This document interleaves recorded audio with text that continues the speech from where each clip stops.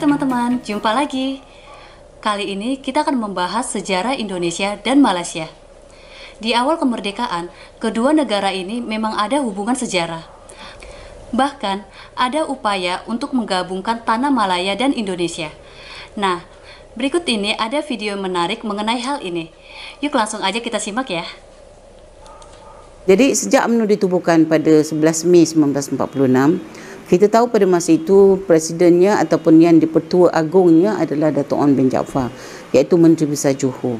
Pada masa itu kepimpinan UMNO dipegang memang oleh menteri besar dari seluruh negeri-negeri dalam Persekutuan Tanah Melayu pada masa itu ya. Dan Dato' Onn Jaafar adalah Menteri Besar Johor, dan sebab itu penubuhan UMNO dibuat di Istana Besar Johor Bahru sebagai Dato' Onn sebagai Menteri Besar Johor. Dan ini sangat menarik kerana UMNO dilahirkan di Istana Besar Johor Bahru. Maknanya istana bukanlah sebuah parti yang tumbuh macam kata Isa Haji Muhammad di tepi jalan ya, ataupun ditubuhkan dalam keadaan yang tidak terhormat, tetapi UMNO ditubuhkan dengan terhormat, iaitu di Istana Besar Johor Bahru. Itu sejarah tak dapat kita nafikan. Dan sejak itu UMNO kemudian telah mendapat perlindungan Raja-Raja Melayu. Mesyuarat-mesyuarat agungnya dilakukan di negeri-negeri Melayu ya, lepas Johor tu dibuat di Perak ya, di Kuala Kangsar.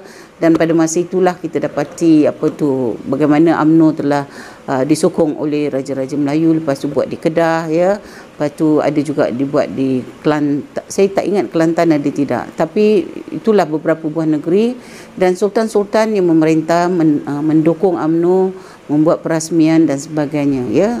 Dan dalam hal ini Sultan Hishamuddin Alam Shah adalah sultan yang telah memberi derma yang pertama ya kepada UMNO untuk mengadakan kongres di Kampung Baru, Kelab Sultan Sulaiman Kampung Baru.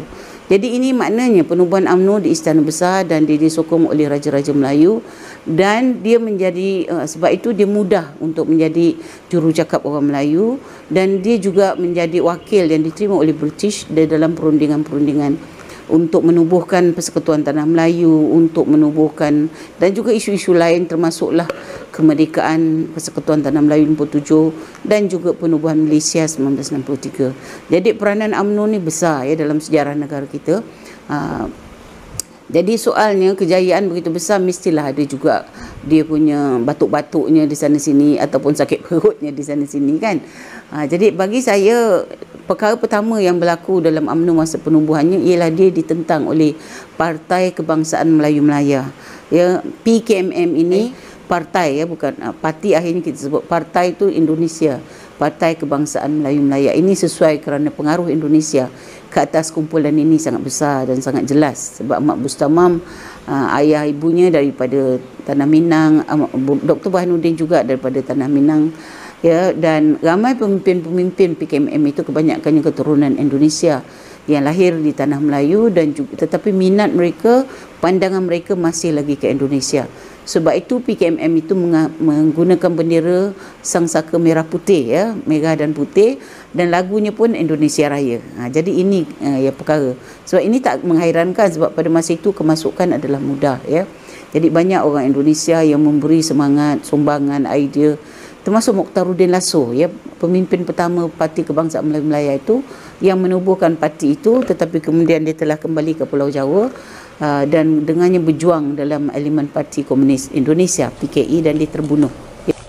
Menarik ya teman-teman, banyak tokoh-tokoh Partai Kebangsaan Melayu Malaya atau PKMM berasal dari Indonesia. Mereka kelahiran Minang atau pro-Indonesia. Lagunya pun Indonesia Raya. Yuk langsung aja kita simak ya teman-teman. Ya, jadi ini sejarah yang kita telah miliki pada masa dahulu. Dan akibat daripada suatu pengaruh yang luas ya dan besar daripada luar tu, maka UMNO yang ditubuhkan oleh orang-orang Melayu yang berhaluan konservatif dia orang panggil, tapi yang sebenarnya berhaluan Tanah Melayu betul lah orang Melayu di sini, mereka menolak apa kita kata satu parti yang berdarah Indonesia dipimpin oleh keturunan Indonesia. So dengan itu UMNO telah menjadi parti yang menyatukan orang-orang Melayu daripada Perlis sampailah ke Singapura. Sebab itu akhirnya bila UMNO ditubuhkan di Johor Bahru pada 11 Mei 46, maka satu piagam telah dibuat, dan piagam itu telah ditandatangani oleh 29 pertubuhan kalau tak silap saya, dan salah satunya ialah Partai Kebangsaan Melayu Melaya. Ya, dan mereka sebenarnya lepas tu keluar daripada UMNO kerana mereka gagal mendapat kepimpinan dalam UMNO tu. Sebab UMNO tu dipimpin pemilihannya ialah oleh menteri-menteri besar dan juga pegawai-pegawai kerajaan daripada negeri-negeri Melayu. Jadi golongan kiri ini atau golongan yang pro Indonesia ataupun Parti Kebangsaan Melayu yang tidak dapat tempat. Jadi Ahmad Bustamam telah tarik keluar PKMM dalam persidangan UMNO di Ipoh, dan sejak itu dia menjadi penentang UMNO yang tegar, ya, yang tegar, yang memang sungguh-sungguh. Dan sejak itu kita dapati orang Melayu terpecah dua.